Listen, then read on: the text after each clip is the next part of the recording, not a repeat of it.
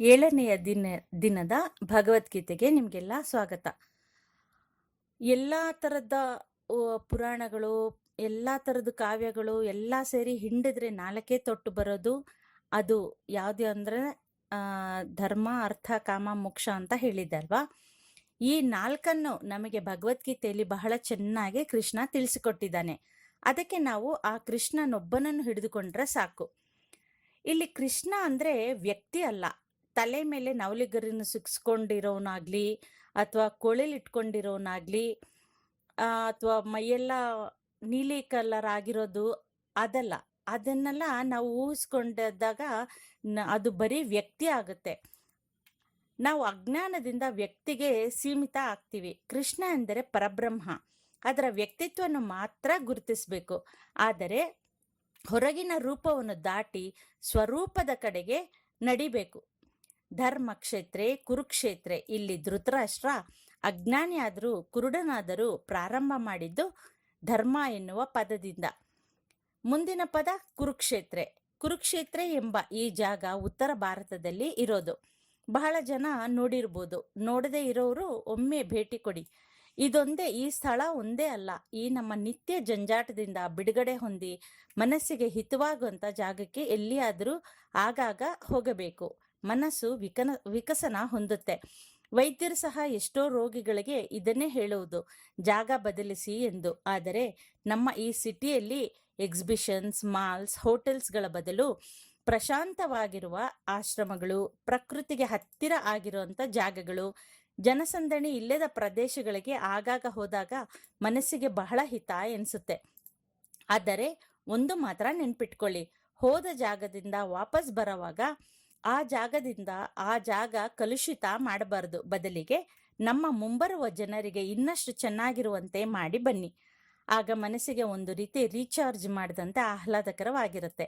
ಅದಕ್ಕೆ ಇಲ್ಲಿ ಧೃತರಾಷ್ಟ್ರ ಪ್ರಾರಂಭ ಮಾಡಿದ್ದು ಧರ್ಮಕ್ಷೇತ್ರೆ ಕುರುಕ್ಷೇತ್ರೆ ಸಮವೇತ ಯುಯುತ್ಸವ.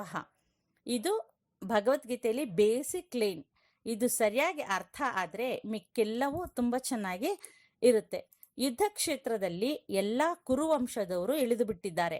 ಪಾಂಡವರು, ಕೌರವರು ಎಲ್ಲ ಒಂದೇ ಕುರುವಂಶಕ್ಕೆ ಸೇರಿದವರು. ಇದರ ಅನುಸಂಧಾನೇ ಭೀಷ್ಮ.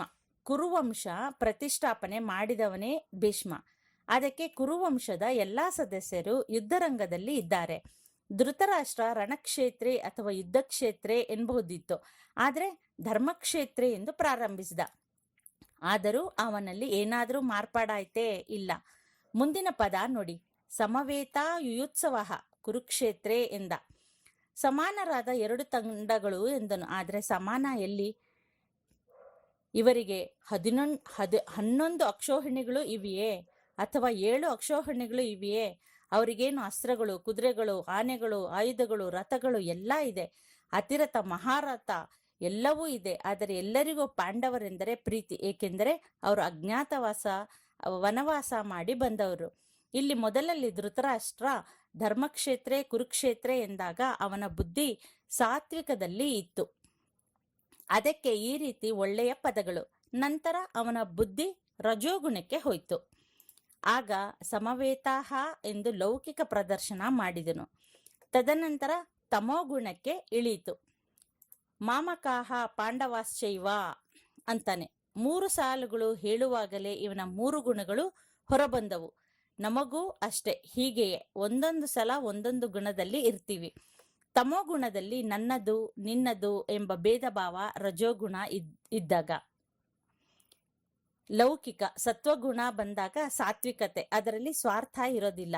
ಈ ಧೃತರಾಷ್ಟ್ರನು 1ನೇ ಶ್ಲೋಕದಲ್ಲಿ 3 ಗುಣಗಳು ಬಂದವು. ಈ ಶ್ಲೋಕದ ಕುರಿತೇ ಬಹಳ ವ್ಯಾಖ್ಯಾನಗಳು ಇದೆ. ಒಬ್ಬೊಬ್ರು ಒಂದೊಂದು ರೀತಿ ವಿವರಿಸ್ತಾರೆ.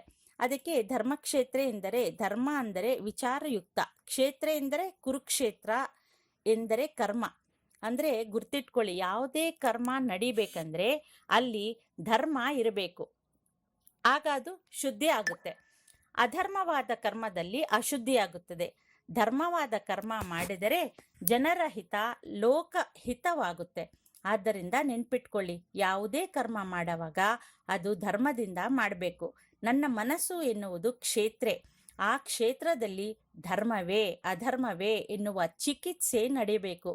ಶರೀರಕ್ಕೆ ಯಾವುದೇ ಧರ್ಮ ಅಧರ್ಮ ಎನ್ನುವುದು ಇಲ್ಲ, ಅದಕ್ಕೆ ಗೊತ್ತಾಗೋದು ಇಲ್ಲ. ಬುದ್ಧಿ ಏನ್ ಹೇಳುತ್ತೋ ಅದು ಶರೀರ ಮಾಡುತ್ತೆ. ಒಬ್ಬ ವ್ಯಕ್ತಿ ಹೊಡೆಯುವುದು, ಒಬ್ಬ ವ್ಯಕ್ತಿಯನ್ನು ಹೊಡೆಯುವುದು ಕೈ, ಒಬ್ಬನಿಗೆ ಅನ್ನ ಹಾಕುವುದು ಕೈ. ಆದರೆ ಆ ಕೈಗೆ ಹೊಡೆಯಬೇಕು ಅಥವಾ ಅನ್ನ ಹಾಕಬೇಕು ಎಂಬುದು ಗೊತ್ತಿಲ್ಲ. ಯಾವುದಕ್ಕೆ ತಿಳಿಯುತ್ತದೆ? ಬುದ್ಧಿಗೆ ತಿಳಿಯುತ್ತದೆ. ಕರ್ಮ ಎನ್ನುವುದು ಶರೀರದಿಂದ ರಿಲೀಸ್ ಆಗುತ್ತೆ. ಆದರೆ ಕರ್ಮಕ್ಕೆ ಪೂರ್ವರಂಗ ಯಾವುದು? ಮನೋಬುದ್ಧಿ. ಅಲ್ಲಿಯೇ ಒಳ್ಳೆಯ ಧರ್ಮಾಧರ್ಮದ ವಿಚಾರಣೆ ನಡೆಸಿ ನಂತರ ಕರ್ಮಗಳು ಬಿಡುಗಡೆ ಮಾಡಬೇಕು. ಆಗ ಧರ್ಮದ ಪಕ್ಷದ ಕಡೆಗೆ ನಮ್ಮ ಬುದ್ಧಿಯನ್ನು ನಿಲ್ಲಿಸಿ ಕರ್ಮ ಬಿಡುಗಡೆ ಮಾಡಿದರೆ ಆಗ ಆ ಕರ್ಮ ಧಾರ್ಮಿಕವಾದ ಕರ್ಮ ಆಗುತ್ತೆ. ಆದರೆ ಒಂದೊಂದು ಸಲ ಏನಾಗುತ್ತೆ ಅಂದರೆ, ನಮ್ಮ ಮನೋಬುದ್ಧಿಯಲ್ಲಿ ಒಂದು ಕರ್ಮವನ್ನು ಚೆನ್ನಾಗಿ ಚಿಕಿತ್ಸೆ ಮಾಡಿ ಧರ್ಮದ ಪಕ್ಷದಲ್ಲಿ ನಿಂತರೂ ಸಹ ಆ ಕರ್ಮ ಮಾಡಲು ಆಗ್ತಾ ಇಲ್ಲ. ಕಾರಣ ನನ್ನ ಪಕ್ಷದಲ್ಲಿ ಭಗವಂತನಿಲ್ಲ ಅಂತ. ಅದಕ್ಕೆ ದೈವವನ್ನು ಪಕ್ಕದಲ್ಲಿ ನಿಲ್ಲಿಸಬೇಕು. ದೈವವೇನಾದರೂ ಪಕ್ಕದಲ್ಲಿದ್ದು ಅದರ ಅನುಸಂಧಾನವಾದರೆ ಆಗ ನನ್ನ ಬುದ್ಧಿಯಲ್ಲಿ ಧರ್ಮಾಧರ್ಮದ ಚಿಕಿತ್ಸೆ ನಡೆದರೆ ಆಗ ಧರ್ಮ ಯಾವುದು ಎಂದು ನನಗೆ ಗೊತ್ತಾಗಿ ನಂತರ ಅದರ ಬಿಡುಗಡೆ ಮಾಡುತ್ತೇನೆ.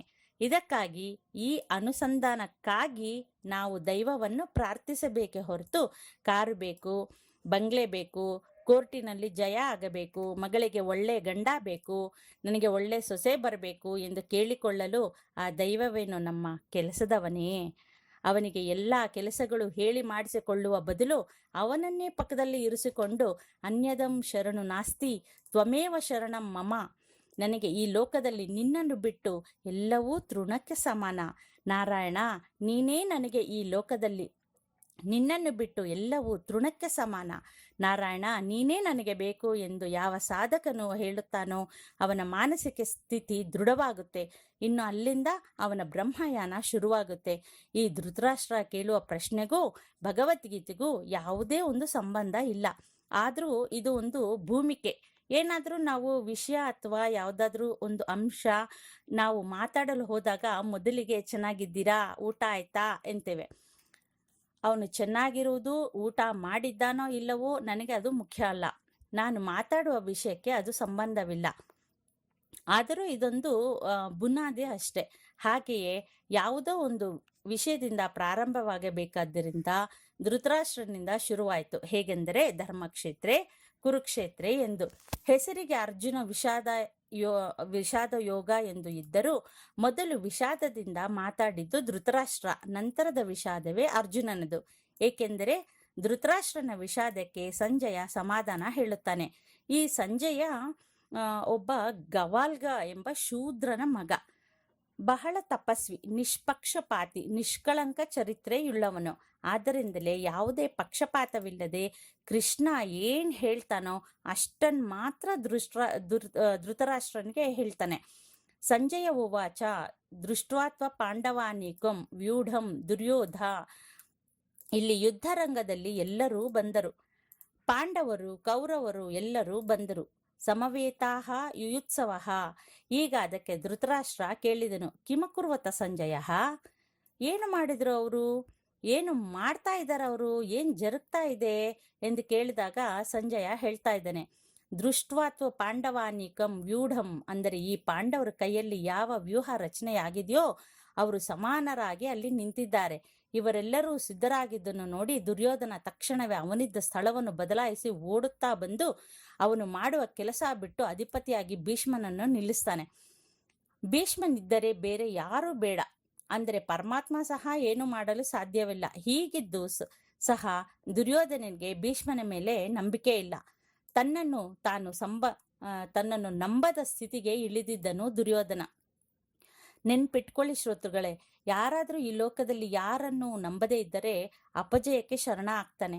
ಹೀಗೆ ಯಾವುದನ್ನು ನಂಬದೇ ಜೀವನ ಸಾಗಿಸುತ್ತಾ ಜೀವನ ಮುಂದುವರೆದರೆ ಒಂದು ದಿನ ತನ್ನ ಮೇಲೆ ತನಗೇ ನಂಬಿಕೆ ಇಲ್ಲದಂತೆ ಅವನ ಮನೋಬುದ್ಧಿಗಳು ಕೊಳೆತು ನಾರುತ್ತವೆ. ಆಗ ಅವನಿಗೆ ಚಿನ್ನವನ್ನು ಮುಟ್ಟಿದರೂ ಮಣ್ಣಾಗುವ ಕಾಲ ಬರುತ್ತೆ. ಸೆಲ್ಫ್ ಕನ್ಫ್ಯೂಸಿಂಗ್ ಸ್ಟಾರ್ಟ್ ಆಗುತ್ತೆ. ತಾನು ಮಾಡುವುದು ಸರಿಯೇ, ಮಾತನಾಡುವುದು ನೋಡುವುದು ಎಲ್ಲ ಸರಿಯೇ ಇಲ್ಲವೇ ಎಂಬ ಗೊಂದಲಕ್ಕೆ ಬೀಳ್ತಾನೆ. ಅನುಮಾನ ಎಂಬ ಬೀಜನನ್ನು ಮನುಷ್ಯನನ್ನು ಹೊಕ್ಕರೆ ಸಾಕು, ಅದು ಅವನನ್ನು ಸುಟ್ಟು ಹಾಕಿ ಬಿಡುತ್ತದೆ. ಇಲ್ಲಿ ಸಹ ಆಚಾರ್ಯ ಮುಪಸಾಂಗಮ್ಯ ರಾಜವಚನಂ ಅಬ್ರವೀತ್, ದುರ್ಯೋಧನ ಹೊರಟು ಹೇಳುತ್ತಿದ್ದಾನೆ. ಎಂದರೆ ಯಾವುದೇ ಜಾಗ್ರತೆಗಳಾಗಲಿ ತನ್ನ ಬಗ್ಗೆಯಾಗಲಿ ಏನೂ ಅಲ್ಲ. ಬದಲಿಗೆ ಏನು ಹೇಳಿದನೆಂದರೆ, 3ನೇ ಶ್ಲೋಕ ಇವಾಗ ನೆಕ್ಸ್ಟ್ ಬರುತ್ತೆ, ಅದನ್ನ ನಾಳೆ ಹೇಳ್ತೀನಿ. ನಮಸ್ಕಾರ. ಹರಿ ಓಂ.